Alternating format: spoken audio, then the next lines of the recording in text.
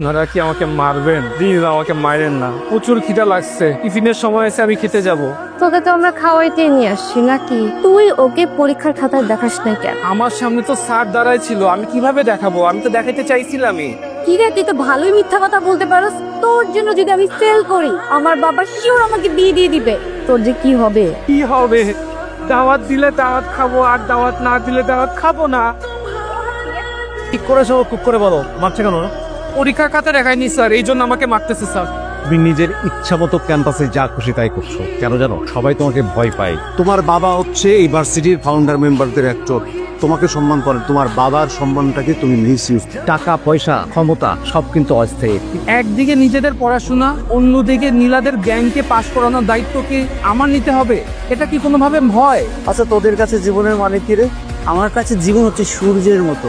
আমার কি মনে হয় জানিস, আমরা প্রত্যেক দিন আপন গতিতে ক্যাম্পাসে আসবে, আর ওরা আমাদেরকে না একটা পিত্তি দিয়ে আপন গতিতে বাড়ি পাঠিয়ে দিবে। তোমাদের রেজাল্ট দিয়েছে গতকাল, কি রেজাল্ট বলো? কি রেজাল্ট? একটা ক্লাসের সবার একসাথে খারাপ রেজাল্ট। সবার, তুমি তো এদের লিডার না, তোমার কি রেজাল্ট স্যার হয়েছে? হয়েছে একটা কি বলো সবাইকে, শুরু। ফেল করেছি। তোমাদের বাবা মার তো অনেক টাকা অভাব। এই টাকা কোনোদিন শেষ হবে না। পরিশ্রম করলে এই টাকা আরো বাড়বে, কিন্তু আমি ভবিষ্যৎ দেখে ফেলেছি, এই টাকা আর বাড়বে না। টাকা শেষ হয়ে যাবে, নেই হয়ে যাবে খুব শিগগির। এই ছেলে দিকে তাকাও, শিক্ষা নাও। টাকা পয়সার কারণে স্টাডি গ্যাপ ছিল, মাঝে করতে পারি, এবং সব থেকে ভালো রেজাল্ট করে, ব্রিলিয়ান্ট রেজাল্ট করে। স্যার সবার সামনে আমাকে যেভাবে অপমান করছে, ব্যাপারটা আমার ভালো লাগে। তো সাইডে নিয়ে এগুলো ডলার উপরে রাখবো, এগুলো সোজা হয়ে গেছে। কথা কি কান দিয়ে যায় না? কথা কান দিয়ে তো যায় আপু, তাহলে কানে ধরতেছিস না কেন? কানটা না ধরি কি লাইন চলে নাকি ভ্যালেন্টাইন ডেতে ঘুরতে লয়া যাইব? আপু গত পরীক্ষা আমি ওর কথা দেখে লেখে তো পাশ করছি, এবার তো আর দেখাবে না কান ধরলে। এইটাই তো চাই, ওরা দেখে দেখে পাশ করবে আর স্যার জাজ করবে আমারে না।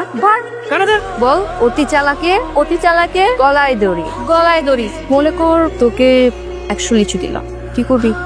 100 লিচু পেলে প্রথমে আমি এটাকে 3 ভাগ করবো। 1 ভাগ ওকে দিব, 1 ভাগ আমি খাবো, 1 ভাগ ওকে দিব। আব্রাহাম বন্ধু, কান্দিস না, কেন্দে কি লাভ হবে বল? ওরা তো আমাদের সাথে এরকম করবেই, ওদের সাথে তো আমরা পেরে উঠতে পারবো না, ওরা আমাদের থেকে অনেক ওভার স্মার্ট। আমি তো এই জন্য কাঁদতেছি না রে। আমি তো জানি আমরা প্রত্যেকদিন ক্যাম্পাস যাচ্ছি, ওরা আমাদের সাথে এমন করবে। কিন্তু কি হয়েছে, মাঝে জিজির দিক না, আমার না পকেটে তেমন একটা টাকা পয়সা নাই। ও আমার খাবারটাতে পানি ঢেলে দিকে আমার কিছু কথা বললে তাই আমি কি রে হয় না? হবে ওই তো কি বোন যে দর্শস রে বাইরে ভাই। ভাইয়া আমি আপনাদেরকে চিনতেছি না। না এখন তো আমাদের তুই চিনবিও না, সম্পর্ক বদলে গেল একটি বলকে।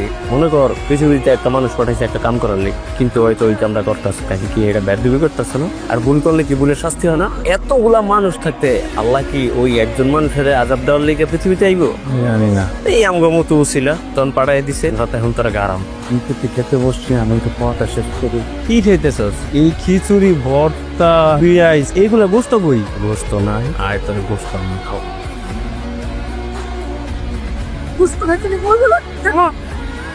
কি বলছিলাম তোদেরকে? এমনি পিটাতে বলছিলাম? ছেলেটা তোর জানোয়ারের মতো পিটাইছিস। ছেলেটাকে এভাবে মারার কোন দরকার ছিল? ও তো আমাদের ব্যাচমেট না? ওকে যেভাবে খুশি তোরা শাস্তি করছিস, যেভাবে খুশি শাস্তি দিছ, সবসময় ছেলেটা মেরে নিছে। তুই এটা না যে তোরা এইভাবে মারবি। আমি তোকে বলছিলাম জাস্ট একটু শাস্তি করার জন্য, কিন্তু মারতে তো বলি না। এটা কি কি করছে ছেলেটাকে? খিচুড়িটা নষ্ট হয়ে গেছে। আব্রাহাম, আমি খুবই সরি। আমি আসলে বুঝতে পারিনি যে এমন কিছু করবে তোমার সাথে। আমার জন্য তোমার খুব ঝামেলা হয়ে যাচ্ছে, তাই না? আমি একদমই প্রস্তুত ছিলাম না তোমার এই সিচুয়েশনের জন্য, বিশ্বাস করো।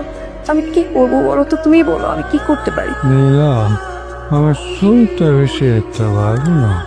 তোমার সাথে পরে কথা বলি একটু। বন্ধু যদি বললাম আগে তো ডাক্তার এসে ওষুধটা কি কাজে দিবে?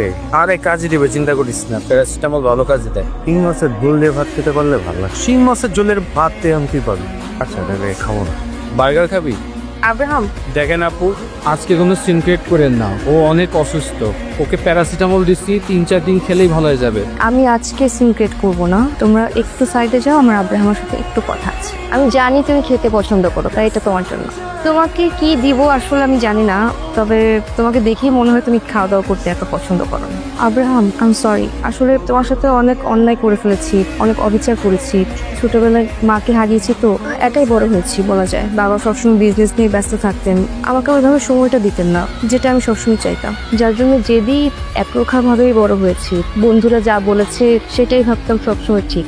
আমি খুব গিল্টি ফিল করছি। I am sorry. কি করলে তোমার ভালো লাগবে বলো তো? আমি কি একটু কান ধরে উঠবস করবো? আমার মনে হয় তুমি অনেক অস্থির হয়ে যাচ্ছেন, একটু শান্ত হওয়াটা জরুরি। শান্ত শান্ত বললে কি হওয়া যায়? আমার এত সার্কেল, এত ফ্রেন্ডস, এত কিছু থাকা সত্ত্বেও না দিন শেষে আমি খুব একা। আমার মনে হয় কি মনটা মনে হয় বেশি একটা ভালো না আপনার। হ্যাঁ, একটা গিফট দিতে পারলে খুব ভালো হতো, কিন্তু আমার কাছে তো কিছু নাই। কি দিয়ে যে মনটা ভালো করাই? ফ্রেন্ডস।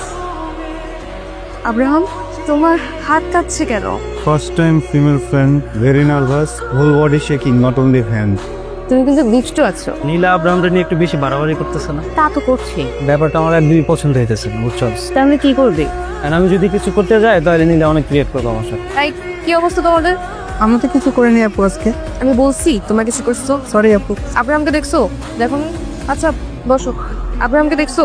না, পৃথিবীর প্রত্যেকটা মানুষের জীবনে অনেক ঘটনা থাকে, আর এই ঘটনাগুলো কাউরে না কাউরে কইতে না কইতে পারলে এই ঘটনাগুলো একসময় মানুষকে গিলা ফেলে, মানুষে হিংস্র বানায় দেয়। কেউ পরিবারের কাছে কয়, কেউ বন্ধুর কাছে, কেউ প্রিয় মানুষের কাছে, কিন্তু আমার তো কেউ নাই, এই জন্য কথাগুলো ডায়েরিতে। আমি আব্রাহাম জীবনের অঙ্ক মিলাইতে গিয়া অনেক সহজ জিনিসের টোটেই বুঝে ফেলছি। কি দিব চাকরি বাকরি দিয়ে, এটা ঠিক আছে, কিন্তু আমার একটা দুর্বলতা আছে, একটা এতিমখানা। ওইটা আসলে আমার না, আমি নিজে ওইখানে বড় হয়েছি। ওই জায়গার পোলা বাইন্ডিরা দেখলে মনে হয় যে প্রত্যেকটা পোলা বাইনি আমি। ওরা যখন খায় মনে হয় আমি খাইতেছি, ওরা যখন পড়ে মনে হয় আমি পড়তেছি। পৃথিবীর সব শান্তি মনে হয় ওই এতিমখানাটার ভিতরে। স্যারেরা ভাবছিল আমি অনেক বড়, পড়ালেখা করাইছে, খাওয়াইছে, বড় করছে, কিন্তু স্যারের মুখে চুনখালি দিয়া দিচ্ছে। তারা কেউ জানেই না আমার কাম কি। হঠাৎ কইরা আমার এতিমখানা থেকে কয়েকটা বাচ্চা অপহরণ করতে আইছিল এক চানক, নাম খিসলু। হাতে নাতে পায়া ছুরিটা নগদ ধরে দিছি। পরে জানছি ওইটা উসমান গনির ছোট ভাই। তুই আমার আদরে ছোট ভাই না, খাইয়ে দিতে চাইছি তুই যদি খাইয়া দিতি তাহলে তোর কই পাইতাম কোনদিন। কিছু বুঝে ওঠার আগে ওসমান গনির পোলা পান দিয়ে আমার তুলে নিল। এই দেখ ওরে লইয়া রোজ আমার কাছে, তারপরে তোরে এবং তোরে তিন সবাই ছেড়ে দিই। কি কাম জানেন? কিডন্যাপ। একটা মাইয়ারে নানান ছলে গলে আইলাম, ছাত্র সাজলাম, নাটক করলাম, রূপ বদলাইলাম, কিন্তু তারপরেও কাম দ্রুত হইতেছিল না দেখা পোলা প্যান্ট পাঠাইছিল আমরা মারতে। এই জায়গায় মটকাটা গরম হইল। আজকে যাইতেছি এ অগরে ভরুম, তারপর উঠাম ওই মাইয়ারে। ভাই কাম তো হয়ে গেছে গা। আস্তে আস্তে ভাই, আস্তে ভাই। আমি তো আপনার ব্যাগ আমি করতেছিলাম, তাই না? আপনার ছোট ভাই ইউনিভার্সিটি আইসা পোলা বাইন্দা আমার গায়ে হাত দিয়ে চাপ তো বরাবর করতেও হয়, তাই না ভাই? ভাই গেলে ভাই আইবো, কিন্তু এই যে আপনার প্রোডাক্টটা যে আমার কাছে, এটা গেলে তো টাকা আইবো না, আইবো। আপনি আমার একটা কথা বলছিলেন ভাই, আপনার মেশিন আমার করে দিন, তাইলে আমি যদি সুযোগ পাই তুমি বেশি না তোর, তুই পারলে আমার ওই দশ তোর আমি হুইজা বাইতে লোক পাতলে আসমানি আসতে পারে।